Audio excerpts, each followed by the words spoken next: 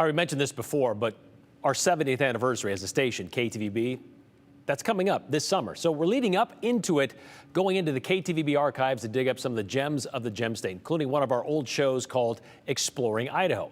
It ran for 5 years, from 1993 to 1998, and showcased Idaho's unique beauty and adventure in hopes to inspire some exploring of your own. So today, we're taking you back to April of 1995, where former anchor Dee Sarton takes us to the Bruneau Dunes State Park. Bruneau Dunes, the tallest single-structure sand dune in North America at 470 feet high. It rivals dunes found in the Sahara Desert. Dee calls it Idaho's Little Sahara.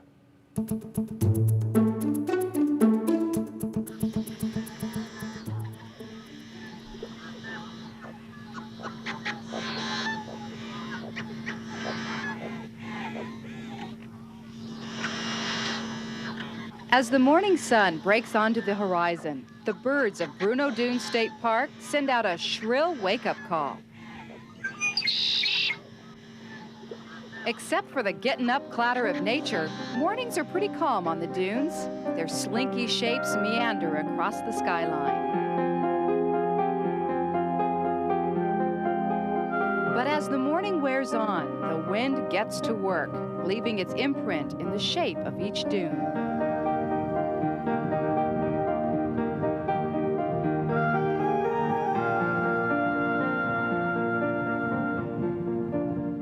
With all this wind, why don't the dunes just blow away? And where did all this sand come from in the first place? Bruneau Dunes State Park manager Wes Whitworth is used to questions like that. 10 to 12,000 years ago, the Bonneville flood came through this region. It was the second largest flood in the world. And this was kind of a big eddy in that flood. And the water slowed down in that time and slowed down enough to deposit the sand. And then the winds have blown it in here into this natural trap that we call Eagle Cove here.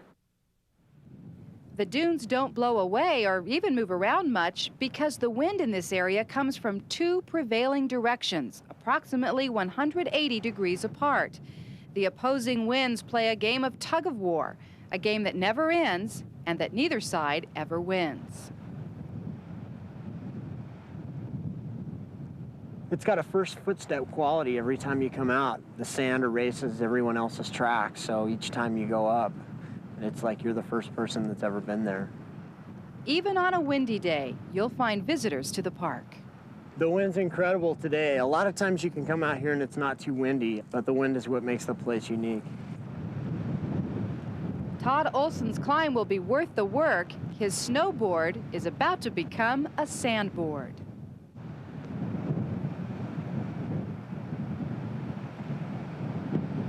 It's like the wettest, sloppiest snow you ever had. It's really heavy, it's hard to turn, but you can get some good speed. And sooner or later, just about everybody ends up head over heels in all this sand. Yeah, you get sand in places you never knew you had. If you have kids, plan on it. Undoubtedly, you'll take some sand home with you as a memento of the good time everybody had. Kids go crazy out here. They really enjoy playing on the dunes. There's a lot for them to do. They can hike through the desert, play on the sand, or fish in the lakes. It's just really a beautiful location for kids. The lakes, of course, add a different outlook because you can canoe, enjoy the birds, the wildlife. We get a lot of migrating geese and ducks and the trumpeter swans. We get a few of those that come in here and rest. But Wes Whitworth's best advice is to take the time to sit and really see all the area has to offer for yourself. It's much more than a giant sandbox. Sand is very photogenic. The dunes are just very subtle and very unique. The scenery changes everywhere you go in the park.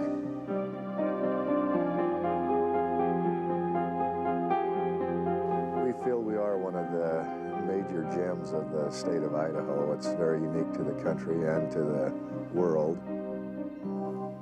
Well, things have certainly changed out there because there's also a pretty popular observatory at the Bruneau Sand Dunes State Park, built about 5 years after that Exploring Idaho episode first aired.